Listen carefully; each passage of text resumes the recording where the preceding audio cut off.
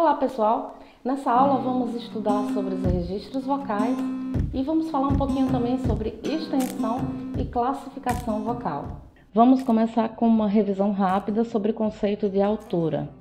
Altura é uma propriedade do som e ela indica se uma nota é mais aguda ou mais grave. Na prática, a gente chama nota musical uma altura que tem uma frequência específica, como por exemplo a nota Lá. Esse Lá aqui, ele tem 440 Hz. Assim, cada nota tem uma frequência específica. No padrão ocidental, nós temos 7 notas musicais: Dó, Ré, Mi, Fá, Sol, Lá, Si e, novamente, o Dó. Esse esquema a gente chama de oitava. Eu tenho o primeiro Dó, depois da sétima nota eu vou repetir esse Dó e assim por diante, tanto para os agudos quanto para os graves. Nós usamos um índice numérico que representa em que localização de frequência aquela nota está. Então, o nosso Dó central, que é esse aqui, ele é chamado de Dó 3. Agora, muita atenção.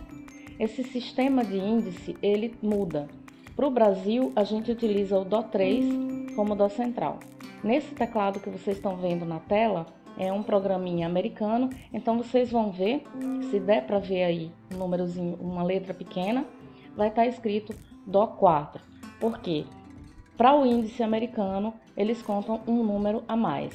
Então, se você está lendo algum material que é da escola americana, quando você lê Dó central, lá vai estar se referindo ao Dó 4. Para a gente aqui, o Dó central é sempre o Dó 3. Então, eu tenho aqui o Dó 3, o Dó 4, o Dó 5, o Dó 6.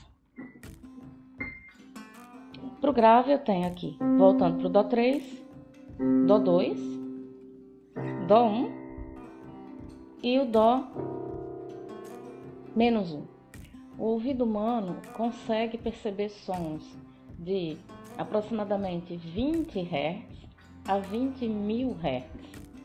Aqui nessa extensão completa do piano que vocês estão vendo aí embaixo, a gente tem a nota mais grave, um Lá menos 2.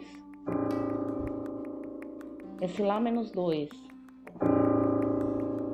ele tem uma frequência de 27 Hz, ou seja, é bem próximo da frequência mínima que o ouvido humano capta. E ele vai até um Dó 7. O Dó 7 tem uma frequência de 4.186 Hz, que é bem distante do máximo que um ouvido humano consegue captar, que vai até 22.000 Hz. Então, a extensão completa do piano, para vocês verem aí na pauta, é isso aqui. Já a voz humana consegue emitir frequências por volta de 50 Hz, que vai estar aqui na minha região menos 1, e vai conseguir emitir também notas e frequências da região de 4.000 Hz, que acontece aqui na região 6.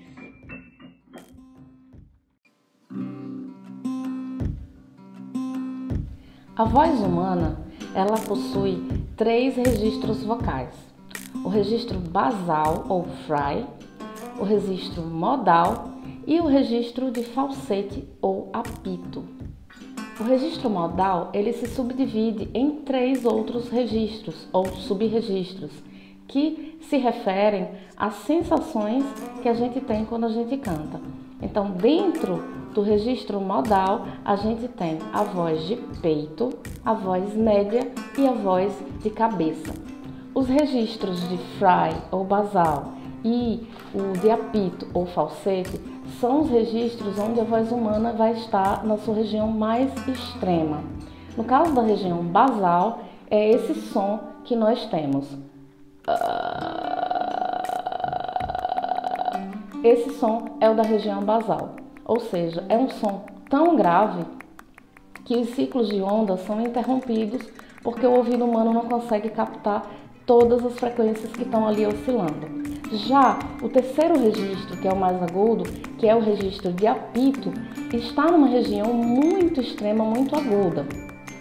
Fisiologicamente, essa coluna de ar, ela precisa de um direcionamento que vai para cima, para a cabeça. Então sobra muito pouco para que eu consiga controlar a dinâmica e a articulação desse som. Associando os estilos com os registros, a gente tem o estudo do canto erudito. Se for o canto lírico, bel canto, toda a extensão vocal vai estar dentro da região modal, e no caso das mulheres também vai explorar um pouquinho da região de apito, em frequências bem agudas, para uma soprano coloratura, por exemplo. Já a música erudita do século 20 e 21 permite o uso de todos os registros, alguns efeitos com o fry e os efeitos da região de apito, da região de falsete. Já na música popular, o cantor também pode se utilizar de todos os registros sem nenhuma reserva. Cantores populares usam comumente o fry para fazer um efeito numa voz mais grave e se utiliza também da região de falsete e de apito, como Mariah Carey, a Débora dos falsetes, e são regiões usadas para efeito, mas a maior parte da música articulada, das palavras cantadas, vão estar ainda dentro do registro modal. O objetivo da classificação vocal é agrupar vozes que tenham o mesmo timbre e tessitura. Para um coral, por exemplo, o que é importante é que cada naipe cante com uma mesma voz. Então, a classificação vocal ela trabalha em cima de vozes homogêneas numa extensão específica. Eu vou demonstrar aqui no piano o que seria a extensão de toda essa classificação vocal que vocês estão vendo na imagem na tela. A nota mais grave do baixo até a nota mais aguda da soprano. Esse intervalo ele está dentro do registro modal. Então, a classificação vocal ela se aplica para alunos de canto erudito, para praticantes de música coral, e essa classificação ela está contida dentro do registro modal. A classificação vocal padrão ela tem 4 vozes. As vozes femininas são as mais agudas, soprano, mais grave, contralto. Vozes masculinas, os homens agudos são os tenores e os graves são os baixos. Mas ela também pode conter mais 2 vozes intermediárias. Entre as 2 vozes femininas, soprano e contralto, fica mezzo-soprano, e entre as 2 vozes masculinas, tenor e baixo, ficam os barítonos. Aí a gente tem o baixo que está indo do Dó1 até o Mi3. O barítono, que vai do Fá1 até o Sol3. O tenor, que vai do Si1 até o Dó4. E, em seguida, as vozes femininas. Da mais grave à mais aguda, temos a contralto, que vai do Mi2 até o Mi4. A mezzo-soprano, que vai do Sol2 até o Sol4. E por último, a soprano, do Dó3 ao Dó5. Muito importante, a classificação vocal, ela seleciona uma região da voz que possui um brilho e uma tessitura adequados àquela emissão. A gente está falando aqui da emissão voltada para o canto erudito. A classificação vocal, ela não significa a extensão vocal. Lembrem-se do comentário da aula anterior sobre os músculos CT e TA. No caso de uma mulher, por exemplo, que vai fazer uma classificação vocal, ela precisa estar emitindo aquelas frequências da forma correta, para que ela seja classificada no naipe correto. Então, muito cuidado com essas classificações vocais instantâneas, porque elas não vão corresponder à realidade. Elas podem até indicar mas não conseguem classificar de verdade. Somente um professor, acompanhando aquele aluno, vai ter a capacidade de fazer essa classificação vocal. Tem outro detalhe: um aluno de canto erudito, ele não vai ser classificado apenas para caber em um grupo de canto coral. Ele vai ser classificado como solista.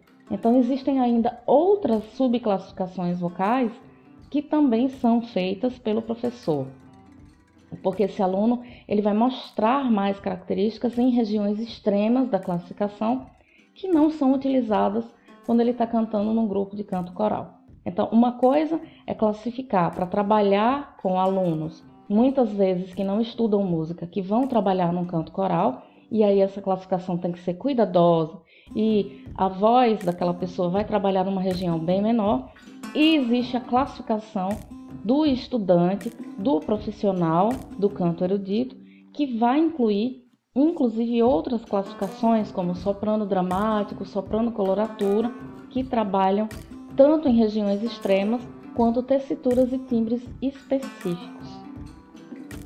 E agora comparem essa extensão de todas as vozes, ou seja, eu estou mostrando aí do baixo ao soprano, e compare a extensão das 4 vozes com a extensão desses cantores que vocês estão vendo aí na tela. Porque enquanto essa classificação mostrada aqui, soprano, contralto, tenor e baixo, ela está falando de timbres e de tessituras e regiões específicas da voz, o cantor popular ele está usando toda a sua extensão. É como se todos os cantores populares conseguissem ser as 4 vozes ao mesmo tempo, que a gente sabe que na prática não é. Nem todo cantor popular canta em toda a sua extensão, mas por uma questão de função mesmo, a classificação vocal ela não é pensada para esse caso dos cantores populares. E vamos agora revisar uns termos que muitas vezes têm mais de uma aplicação e são facilmente confundíveis. Primeiro vamos falar sobre quebra de registro. A quebra de registro, ou passágio, é exatamente a percepção da mudança timbrística que um cantor faz, ou que um cantor percebe quando ele canta entre um registro e outro. A quebra de registro, teoricamente, ela vai acontecer quando existe uma mudança timbrística dentro dos registros, né? Fry, modal e falsete. Mas na prática, o que a gente usa dizer é que a quebra ou passágio é exatamente aquele ponto de passagem entre os subregistros do registro modal, que são a voz de peito, a voz média e a voz de cabeça.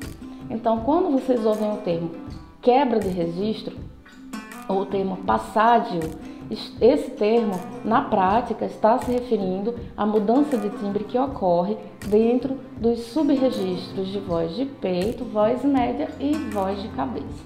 Mas não está errado pensar que existe uma quebra de registro sempre que o timbre do cantor mudar entre um registro, um subregistro, um registro e outro. Falsete. O falsete ele também é um termo que muitas vezes gera confusão. Mas vamos lá, vamos explicar isso. Para os estudos de canto erudito, os estudos de canto lírico, por exemplo, tratam o falsete como a voz aguda dos homens, ou seja, a voz de cabeça masculina. Porque é uma voz que não é própria dos homens. Os homens são naturalmente mais graves e as mulheres mais agudas. Então, alguns teóricos da área do canto erudito colocam que só quem faz falsete são os homens, porque as mulheres já são agudas por natureza, mesmo que ela use a voz de cabeça, ela não vai estar fugindo do seu timbre natural. Do ponto de vista da fisiologia da voz, falsete é um registro vocal, como a gente já viu, né? São 3 registros. O registro basal ou fry, o registro modal e o registro de falsete ou apito. Então, para a fisiologia da voz, falsete é um registro vocal mais agudo, mais extremo. Então, a gente já viu que no caso do cantor erudito, as peças, as músicas, o repertório desse cantor, ele vai sempre girar em torno da classificação vocal. Ou seja, um aluno que é classificado como tenor, ele vai estudar peças feitas para tenores. Uma aluna classificada como soprano vai estudar peças específicas para sua voz. Isso ocorre porque na música erudita, as composições são feitas, pensadas naquela extensão vocal específica para aquele timbre, para aquela região da voz. No caso do músico popular, do cantor popular, isso não vai existir, esse limite de classificação não vai existir, porque esse cantor ele está apto para cantar em qualquer uma dos seus registros ou subregistros vocais, da forma como ele preferir. Por causa disso, existe a transposição musical. Então, para o cantor popular, estudar e conhecer o comportamento da sua voz dentro dos subregistros, voz de peito, voz média, voz de cabeça, é a chave para que ele tenha uma saúde vocal, uma longevidade vocal, porque ele vai poder transpor as músicas para as regiões onde ele vai cantar sem danos para essa voz, e ele também vai ter mais recursos interpretativos. É uma música mais dramática, eu quero cantar esses agudos com mais som, mais pressão, ou eu quero cantar esses agudos de forma mais suave, com uma voz mais de cabeça. Tudo isso pode ser decidido parando-se para se pensar e se conhecendo os seus subregistros vocais. A música Asa de Djavan, ela tem, no tom original para Djavan, ela vai do Fá2, que é aqui, a nota mais grave que ele canta nessa música é o Fá2, e a nota mais aguda que ele vai cantar é um Sol 3. Então veja, é uma distância de uma nona, né? Uma distância de uma oitava mais um tom. Essa é a extensão da música. Se eu pensar a minha extensão vocal, que é daqui até aqui, eu tenho algum espaço para pegar essa extensão aqui da música e transpor para uma região que eu acho que minha voz vai ficar mais bonita, mais brilhante ou mais grave, do jeito que eu entender. Nesse caso, dessa música específica, que é a Asa, enquanto o Djavan explora essa distância, para mim eu subo só um pouquinho. Eu vou subir aqui para vocês verem. Aqui é onde eu cantaria essa música, aqui. Do Lá bemol a um Si bemol. O que determina o tom para o cantor é como esse cantor se relaciona com os seus registros, em que registros ele tem um hábito maior de cantar, ou ele se sente mais à vontade de cantar, ou às vezes por uma escolha interpretativa. Bom, é isso aí, pessoal. Espero que tenham gostado. Ficam aí referências para quem quiser se aprofundar. Se ficou alguma dúvida, pode comentar, dá uma curtida, se inscreve no canal, aperta no sininho para não perder nenhuma notificação e até a próxima aula.